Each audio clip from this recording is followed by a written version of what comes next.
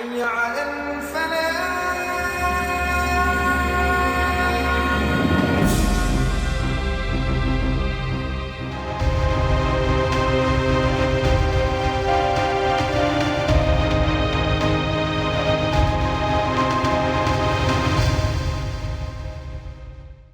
Jadi ijtima yang keempat ini diadakan menindaklanjuti dari ijtima yang pertama. Di dalam ijtima yang pertama itu kita ada pembahasan mengenai 4 topik ya, yaitu 4 tema, di mana di situ ada masalah kelembagaan, dakwah, ekonomi dan politik. Nah, karena pas di saat-saat baru diadakannya ijtima, di situ kita lagi menangani dan menyelesaikan permasalahan-permasalahan yang keterkaitan dengan politik karena akan diadakannya Pilpres pada 2019.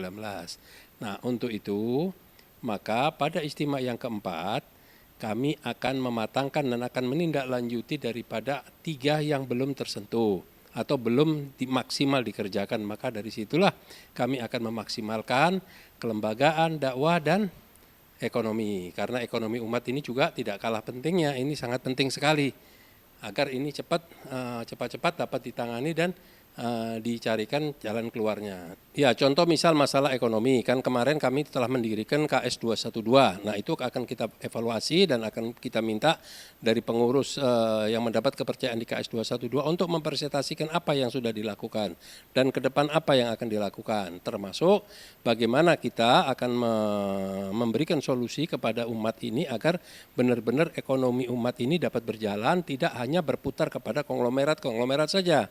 Umat ini yang di bawah, masyarakat yang di bawah ini juga perlu, karena mereka adalah termasuk pemegang saham besar di negara ini. Jadi seandainya kita bisa menghidupkan sekian ribu pengusaha kecil, itu lebih manfaat daripada kita menghidupkan, memberi peluang, memberi fasilitas hanya kepada satu pengusaha atau segelintir pengusaha yang bisa menguasai kekayaan negara. Ini tidak boleh, ini benar-benar kita harus benar-benar memberikan pemerataan agar tidak terjadi ketimpangan di dalam sisi ekonomi. Ijtima insya Allah akan diadakan pada tanggal 5 Agustus 2019.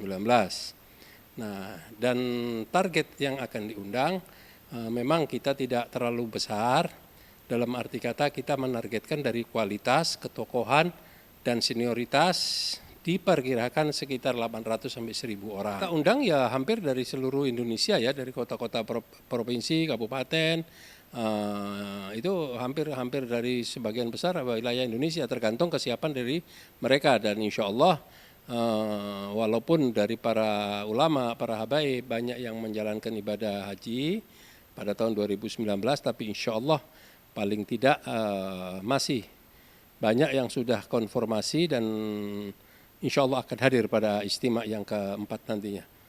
Dalam ijtima ulama dan tokoh nasional yang keempat ini, kita juga akan melaporkan hasil kerja, hasil perjuangan kami semua di dalam perjalanan kemarin di 2018 dan 2019 yang keterkaitan dengan politik, sosialisasi dan lain sebagainya. Dan kami akan merangkum dan menampung seluruh masukan-masukan dan apa yang akan disampaikan oleh para peserta, para ulama, para habaib dan para tokoh nasional, kira-kira ke depan langkah apa yang akan kita ambil. Setelah pasca Pilpres juga ini juga memerlukan agar kami mempunyai sikap ke depan jelas sesuai dengan arahan dari para peserta yang akan hadir pada ijtima ulama dan tokoh nasional yang keempat nanti.